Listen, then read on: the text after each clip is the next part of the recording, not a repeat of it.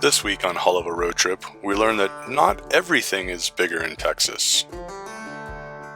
Leaving Oklahoma, we found ourselves on many narrow county roads. Unfortunately, this was also the time that our radio started acting even worse. No working. Locked. On this station. Forever. Arriving in Texas, it seemed like everything really was bigger. They even needed 2 welcome signs, but their towns weren't so big. Town of Turkey. Population 317. Post office and a water tower. That's cool. I was referring to the schoolie, not the water tower. Arriving at Caprock Canyon, we were greeted by members of their bison herd. Currently, approximately 150 of these majestic creatures roam the 700-acre park. Greetings from Texas. We finally made it to a place that looks very different than anywhere else. For the first time since leaving Maine, we left woods and forests, were greeted with the high desert and canyons. What is that, Stormy? Not to mention new and exciting wildlife. Stormy found these little guys very exciting. Although he didn't really want to give way. We watched the skies change as dusk fell on this magnificent land. Not to be outdone, dawn showed up in all her splendor.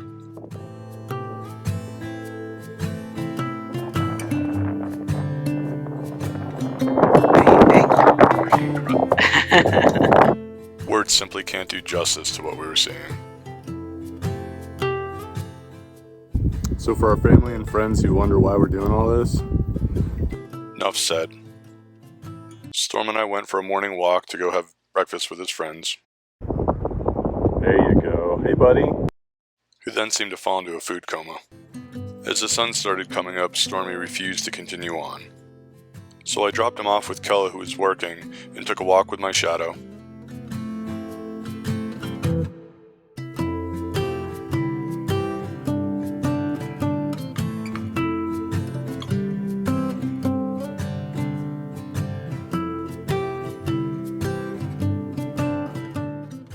I paused for a bit to watch a bird play on the air currents throughout the canyon.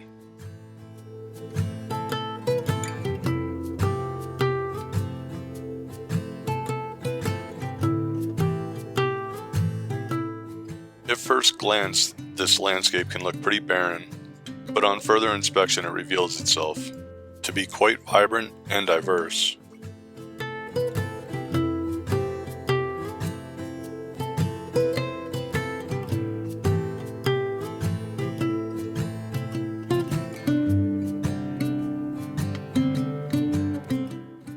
Out for an evening walk around the campground with Stormy. Temperature finally cooled and we could walk outside. We ran into some other visitors. Do you smell the bison? You've had bison. You can't eat those bison.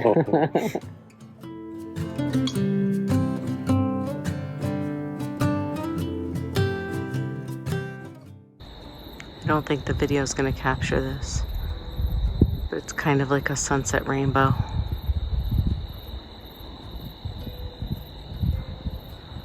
There we go. The next morning we headed out to check out some of the state park's trails. Well, we're planning on going for a hike early, but we've got some temporary road closures.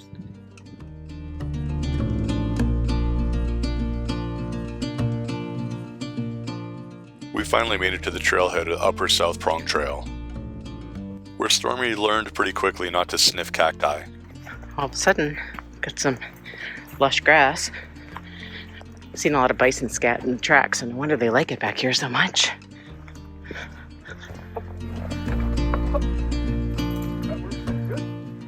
In some areas of the park, you're able to see almost 250 million years of layers as a result of erosion. The red tones of these layers are a result of the shales, sandstones, siltstones, and mudstones that make them up. Each geological age has different colorations with shades of red, orange, and white.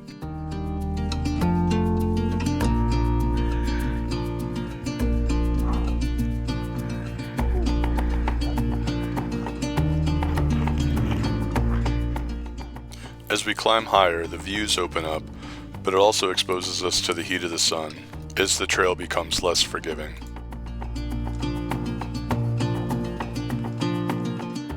Taking a break in the shade. The trail's kind of washed out here, so Jason went ahead to scout to see if he could find the trail. So Pupper and I are just hanging out. It's beautiful out here. It's just beyond words. So this is kind of where we're taking a break.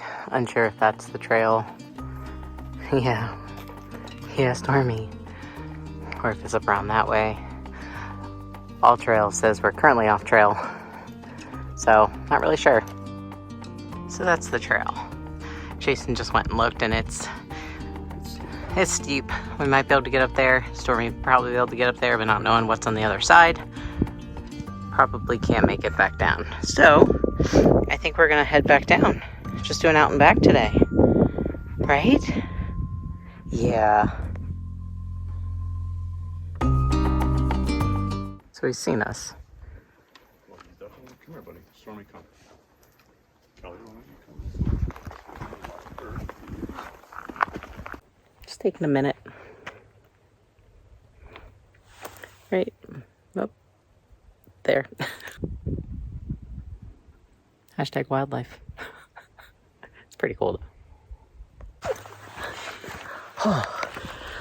Adrenaline's kind of pumping. He hung out like... You're like less than 20 feet away from him and he turns and looks at you. Like, hey. Technically you're not supposed to get that close, but it was right off the trail. He didn't really give us a choice. So we waited about 15 minutes for him. Yeah, Stormy's getting really hot. Stormy's getting really hot in the sun. We were getting really hot, so he's not charging after us. That's a good thing. But he just looked up, went back to eating his grass after we walked by. Jason carried Stormy, just to be safe. We didn't want any delays in forward progress. Yeah, I don't want Stormy to kind of try to go after him and scare him. No, he wasn't interested though. So, we made it. Less than a month after we left, a woman was gored on these same trails in Caprock Canyon. This serves as a stark reminder that this is their home and we're merely guests. After our hike, we went to the local town of Quitaque to go check it out. On several of the buildings, you could still make out the historic signage. And others mix the old with the new. We're not in New England anymore, but I guess we are. We stopped for lunch at the Bison Cafe.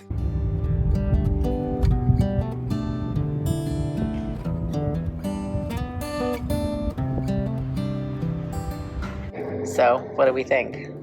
Pretty cool.